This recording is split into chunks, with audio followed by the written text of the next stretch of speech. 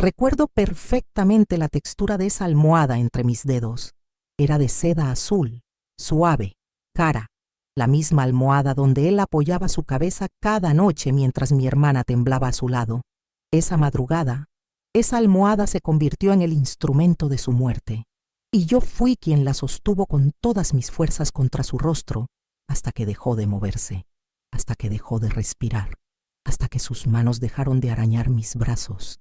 Sé que lo que voy a contar es brutal, polémico, tal vez imperdonable para muchos, pero necesito sacarlo de mi pecho antes de que me lleve este secreto a la tumba, porque lo que hice aquella noche cambió todo.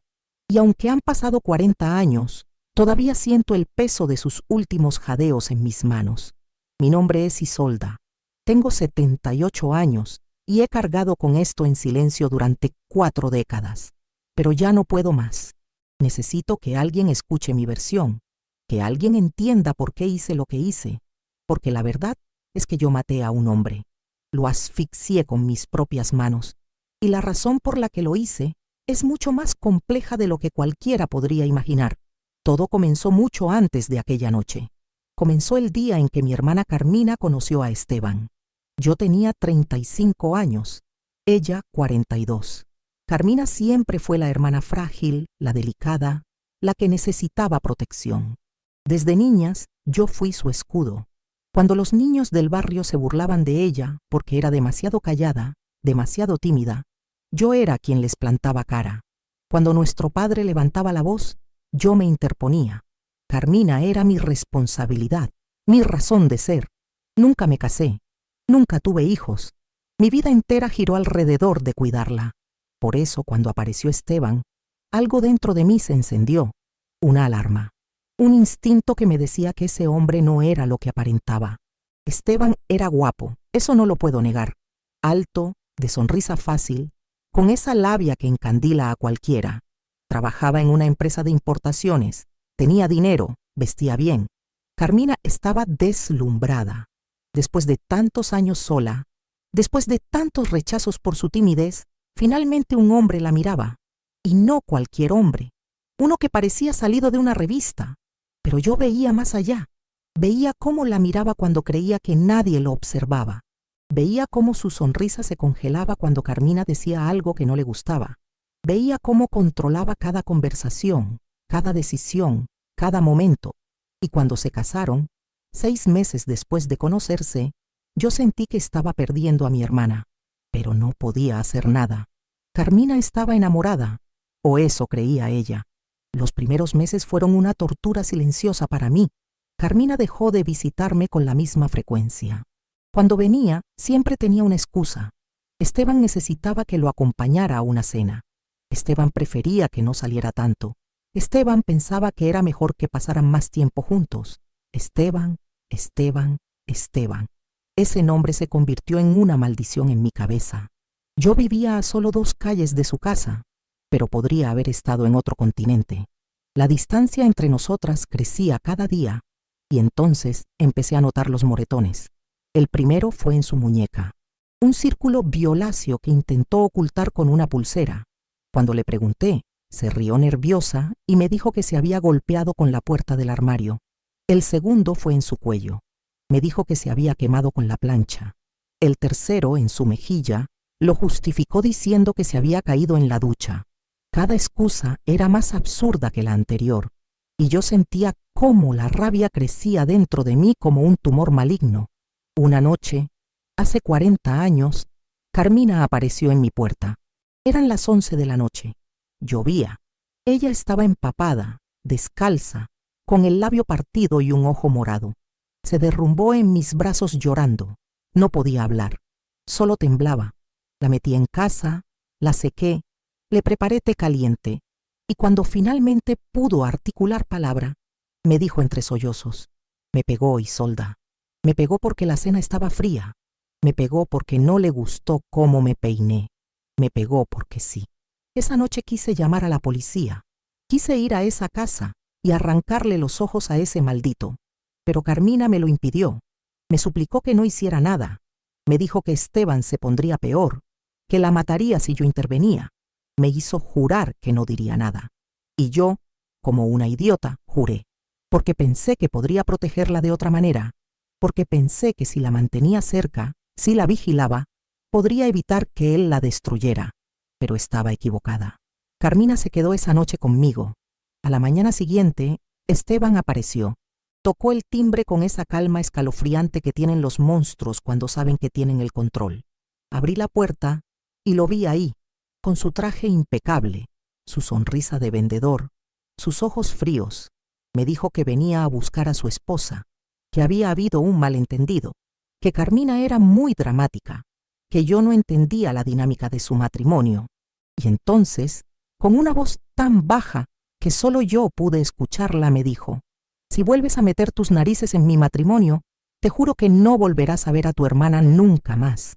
La voy a alejar tanto de ti que ni siquiera sabrás si está viva o muerta. Carmina salió de mi casa. Volvió con él. Y yo me quedé ahí, paralizada, viendo cómo se la llevaba. Esa imagen me persigue todavía.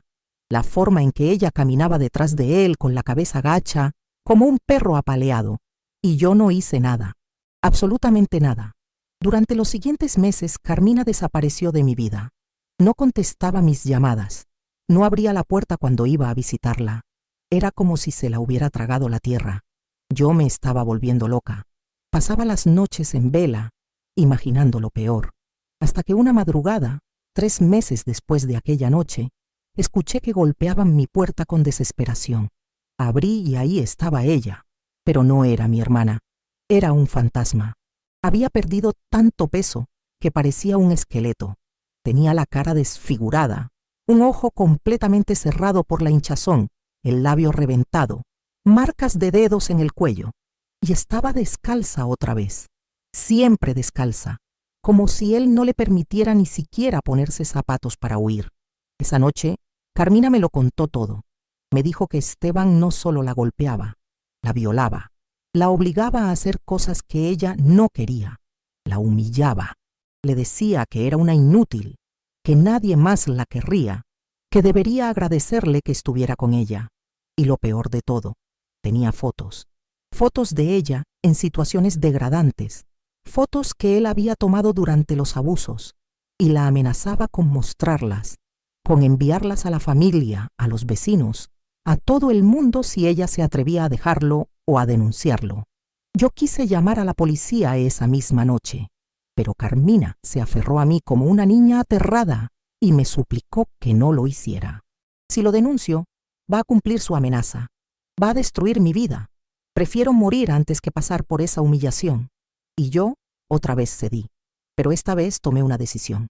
Iba a recuperar esas fotos, iba a entrar a esa casa y las iba a destruir. Y entonces Carmina podría ser libre. Esperé a que Esteban saliera de viaje de negocios. Carmina me dio una copia de la llave. Entré a esa casa como una ladrona, buscando en cada cajón, en cada armario, en cada rincón. Y entonces escuché la puerta. Esteban había vuelto antes. Me había tendido una trampa. Carmina me había traicionado sin saberlo. Él la había obligado a darme la llave, sabiendo que yo intentaría algo así. Esteban subió las escaleras. Yo intenté esconderme, pero me encontró. Y lo que pasó después fue una pesadilla. Me agarró del pelo, me tiró al suelo, me pateó las costillas. Sentí cómo se quebraban bajo sus zapatos. Me arrastró hasta las escaleras y me empujó. Rodé, golpeándome en cada escalón, hasta que quedé tirada en el suelo de la entrada, escupiendo sangre. Él bajó tranquilamente, se arrodilló a mi lado y me susurró al oído: la próxima vez que intentes algo así, no vas a salir viva de esta casa, y tu hermana tampoco. Desperté en el hospital, 3 costillas rotas, una muñeca fracturada, contusiones por todo el cuerpo. Le dije a los médicos que me había caído por las escaleras de mi casa. Nadie me creyó, pero nadie insistió. Carmina vino a visitarme. Lloraba sin parar. Me pedía perdón una y otra vez, pero al final del día volvió con él. Y yo me quedé ahí, rota, humillada, impotente. Pasaron 3 meses más. 3 meses en los que yo me recuperaba físicamente, pero me moría por dentro. 3 meses en los que no supe nada de Carmina. Hasta que una noche, a las 2 de la madrugada, sonó mi teléfono. Era ella. Su voz era un hilo tembloroso. Isolda, necesito que vengas. Por favor, ven ya. No preguntes nada, solo ven. Ahora, antes de continuar con lo que pasó esa noche, necesito pedirte un favor. Si has llegado hasta aquí, si esta historia te ha tocado de alguna manera, por favor, dame tu apoyo. Aprieta el botón de me gusta, ese que está aquí abajo. Y si puedes, suscríbete al canal. Sé que tal vez no estés muy familiarizada con estas cosas, pero es muy fácil. Solo tienes que apretar el botón negro que dice suscribirse. Es importante para mí que esta historia llegue a más personas, que alguien más entienda lo que viví, porque lo que viene a continuación te va a chocar el corazón, te lo prometo. Me vestí en segundos. Conduje hasta su casa con el corazón en la garganta. La puerta estaba entreabierta. Entré llamándola en voz baja. No hubo respuesta. Subí las escaleras lentamente, con cada paso sintiendo que me acercaba a algo terrible. Y cuando abrí la puerta del dormitorio, vi la escena que cambiaría mi vida para siempre. Esteban estaba en la cama, inconsciente. Tenía espuma en las comisuras de los labios. Su respiración era irregular, entrecortada. Y Carmina estaba en una esquina del cuarto, acurrucada, temblando, con un frasco de pastillas vacío en la mano. Me miró con esos ojos llenos de terror y me dijo, le puse las pastillas en la bebida. Todas. Pensé que iba a morir, pero no está muerto, Isolda. Se está despertando. Y cuando despierte del todo, me va a matar. Va a saber que fui yo y me va a matar. Me acerqué a la cama. Esteban empezaba a moverse. Sus párpados temblaban. Estaba luchando contra el efecto de los sedantes. Y entonces, en un movimiento que me heló la sangre, abrió los ojos. Estaban vidriosos, confusos, pero había rabia en ellos, pura rabia. Intentó levantarse, pero su cuerpo no le respondía bien. Se tambaleó, cayó de la cama, se arrastró hacia Carmina, y ella gritó. Ese grito me activó. Algo primitivo, algo que había estado dormido en mí durante años, despertó. Vi cómo Esteban agarraba a Carmina del cuello. Vi cómo ella intentaba quitárselo de encima, y actué. No pensé, solo actué. Agarré la almohada de la cama, esa almohada de seda azul, y me lancé sobre él. Le puse la almohada en la cara y presioné. Presioné con toda la fuerza que tenía. Él soltó a Carmina e intentó quitarme de encima. Sus manos arañaban mis brazos, mis manos, mi cara, pero yo no solté. No podía soltar. Carmina gritaba, «Suéltalo, Isolda, suéltalo, lo vas a matar». Pero yo no la escuchaba. Solo escuchaba mi propia respiración, mi propio corazón latiendo como un tambor de guerra. Solo sentía la resistencia de su cuerpo bajo el mío, la forma en que luchaba por respirar, por vivir. Y yo seguía presionando, seguía y seguía, hasta que dejó de moverse, hasta que sus manos cayeron a los lados, hasta que todo quedó en silencio. Me quedé ahí, arrodillada sobre su cuerpo, con la almohada todavía en mis manos, durante no sé cuánto tiempo.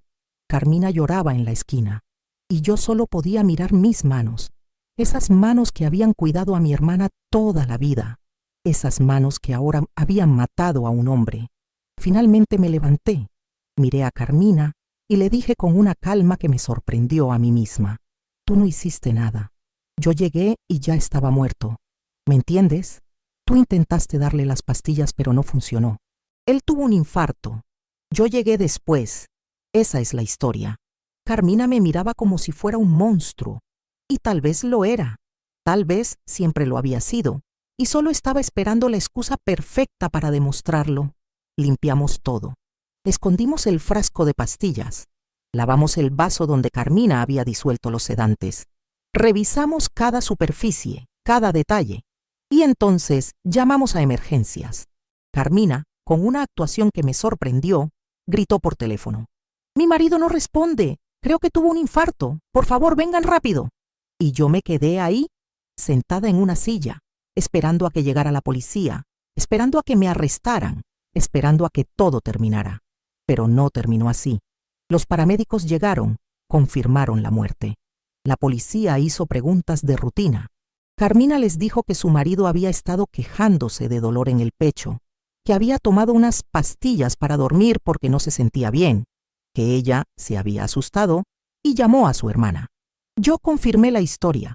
Dije que cuando llegué, Esteban ya estaba inconsciente, que intentamos reanimarlo pero no pudimos, y nos creyeron, o eso parecía. La autopsia reveló sedantes en su sistema, muchos sedantes, pero también mostró signos de asfixia, fibras de tela en su boca y nariz.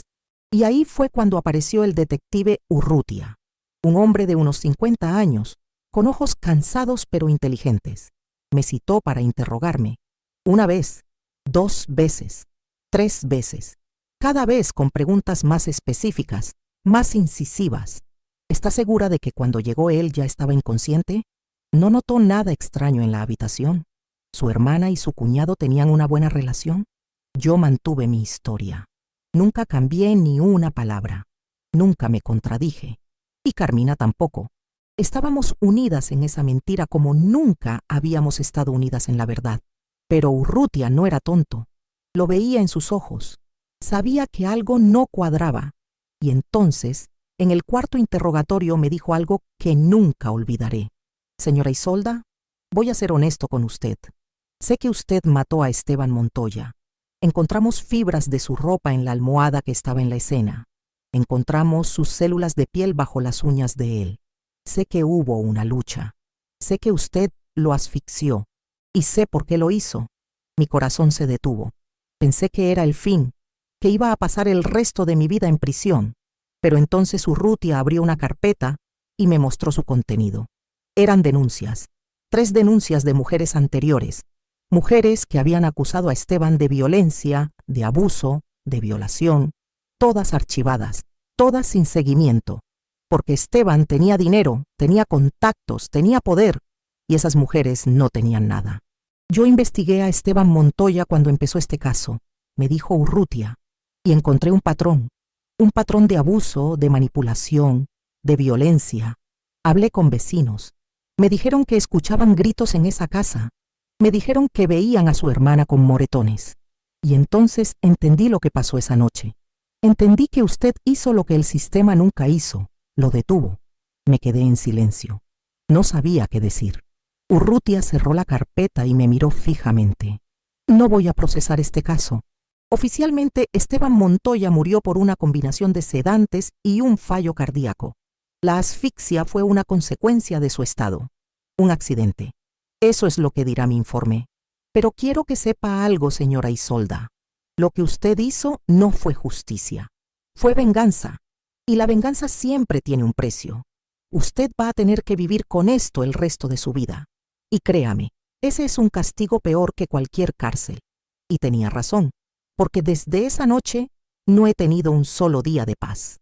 No por remordimiento, no porque crea que hice algo malo, sino por lo que pasó después, por lo que pasó con Carmina.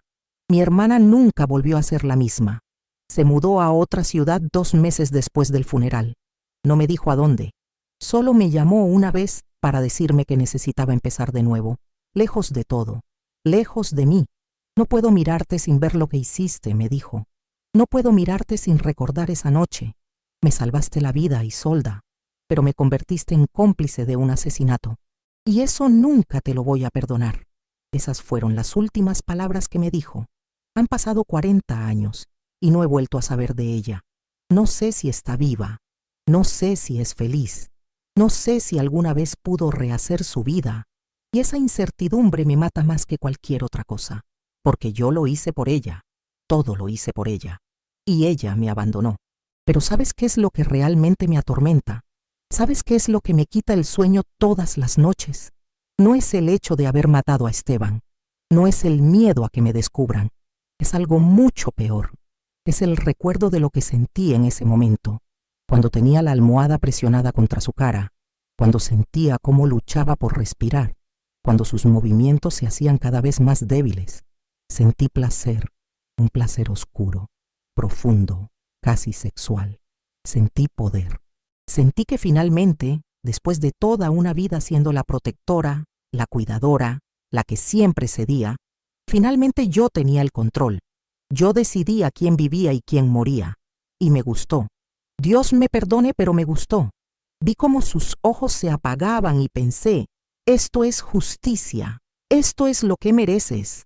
Y no sentí culpa, no sentí miedo, solo sentí satisfacción Y eso es lo que me hace cuestionar todo. ¿Realmente lo hice para salvar a Carmina? ¿O lo hice porque quería hacerlo? Porque una parte de mí, una parte oscura que siempre había estado ahí, esperando, finalmente encontró la excusa perfecta para salir. No lo sé. Y esa duda me persigue cada día. He pensado mucho en esto a lo largo de los años. He intentado justificarme de 1000 maneras. Era él o ella. No tuve opción. Fue en defensa de mi hermana. Pero la verdad es más complicada. La verdad es que cuando tuve la oportunidad de detenerme, cuando Carmina me gritaba que lo soltara, yo no paré. Seguí presionando. Seguí hasta el final. Y no fue porque tuviera miedo de que se recuperara y la matara. Fue porque quería verlo morir. Quería ser yo quien le quitara la vida. ¿Eso me convierte en un monstruo? ¿O me convierte en alguien que hizo lo que tenía que hacer? No lo sé. Y creo que nunca lo sabré.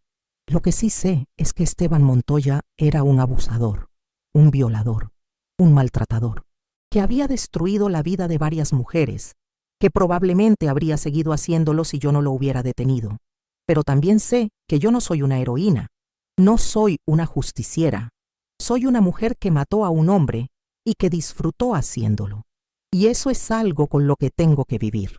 Carmina me odia, y tal vez tiene razón en odiarme, porque la salvé, sí, pero también la condené. La condené a vivir sabiendo que su hermana es una asesina. La condené a cargar con ese secreto.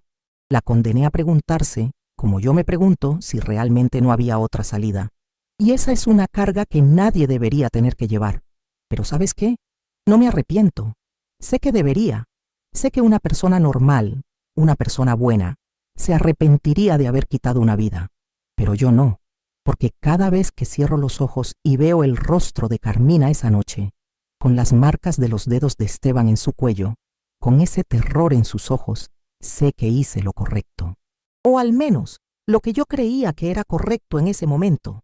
Y si pudiera volver atrás, si pudiera revivir esa noche, lo haría exactamente igual. Tomaría esa almohada, presionaría con todas mis fuerzas y no pararía hasta que él dejara de respirar. Porque hay personas en este mundo que no merecen vivir, y Esteban Montoya era una de ellas. Y si eso me convierte en una asesina, en una criminal, en un monstruo, que así sea. Prefiero ser un monstruo que salvó a su hermana que una cobarde que se quedó de brazos cruzados viendo cómo la mataban. Sé que esta historia es difícil de escuchar. Sé que probablemente muchos de ustedes me juzgarán. Dirán que debí llamar a la policía, que debí buscar ayuda legal, que debí hacer las cosas bien. Pero ustedes no estaban ahí. No vieron lo que yo vi. No sintieron lo que yo sentí. No tuvieron que tomar esa decisión en una fracción de segundo. Y es fácil juzgar desde la comodidad de tu casa, sin haber estado nunca en una situación así.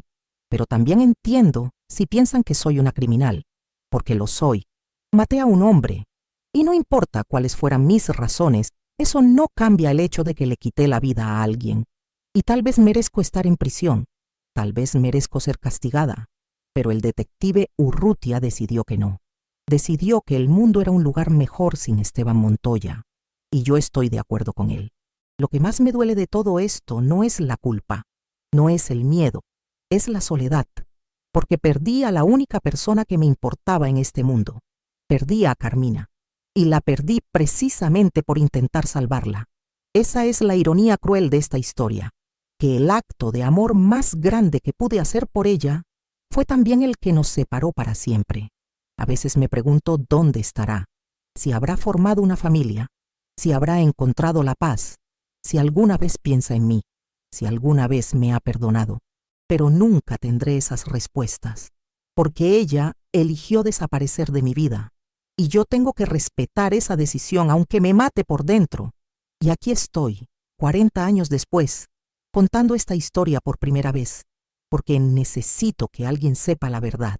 Necesito que alguien entienda que las cosas no son blancas o negras, que a veces las decisiones más difíciles son las que tomamos en los momentos más oscuros y que no siempre hay una respuesta correcta.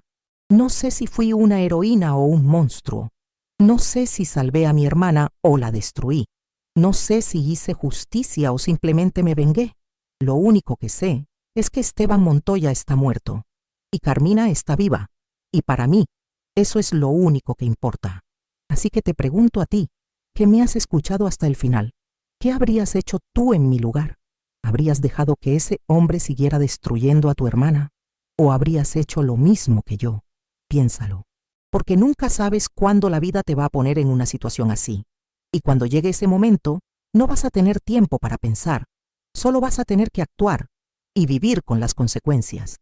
Yo viví con las mías, y aquí estoy, sola, vieja, esperando la muerte, pero sin arrepentimientos, porque si hay algo que aprendí en esta vida es que a veces, para salvar a alguien que amas, tienes que estar dispuesta a convertirte en el villano de la historia. Y yo estuve dispuesta. Y lo haría 1000 veces más. Perdón si este video ha sido muy largo, perdón si ha sido demasiado crudo, demasiado brutal, pero estas historias hay que contarlas al detalle.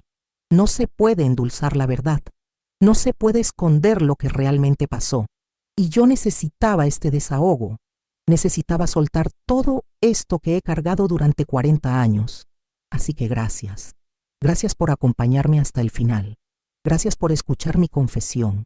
Y si esta historia te ha tocado de alguna manera, si has vivido algo similar, si tienes alguna historia que necesites contar, déjamelo en los comentarios, porque todos necesitamos ser escuchados. Todos necesitamos que alguien entienda nuestro dolor. Y yo estoy aquí para escucharte. Antes de irme, quiero pedirte una última cosa. Si aún no lo has hecho, por favor, dale me gusta a este video y suscríbete al canal. Es muy fácil, solo tienes que apretar el botón negro que dice suscribirse.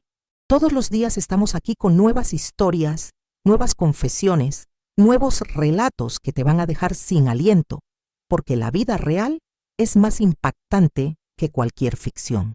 Y aquí contamos la verdad, sin filtros, sin censura. Nos vemos en el próximo video.